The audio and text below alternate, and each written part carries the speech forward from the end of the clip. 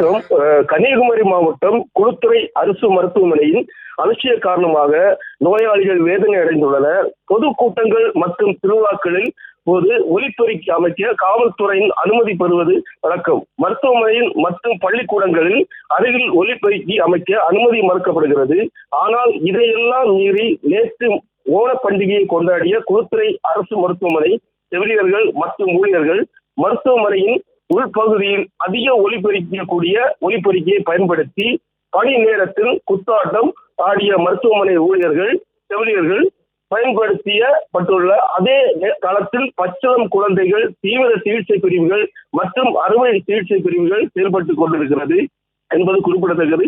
இதற்கு காரணமான மருத்துவமனை பணியாளர்கள் மீது சுகாதாரத்துறை, மாவட்ட நிர்வாகம், தமிழக அரசும் நடவடிக்கை எடுக்க வேண்டும் என்று கோரிக்கை எழுந்துள்ளது. இந்த நிலை மருத்துவமனையில் முன்பு பாவலி பொருட்காட்சி சமயத்தில் அமைக்கப்பட்டிருந்த ஒலிபெருக்கியை மாவட்ட ஆட்சியர் அகற்ற உத்தரவு பிறப்பித்தது மாற்றப்பட்டது. இந்த உத்தரவுக்காக சமூக ஆர்வலர்கள் பலரும் மாவட்ட ஆட்சியரை பாராட்டிய சூழ்நிலையில் மருத்துவமனைக்கு உள்ளே இப்படி ஒரு சம்பவம் நடந்து அதிர்ச்சியை ஏற்படுத்தியுள்ளது.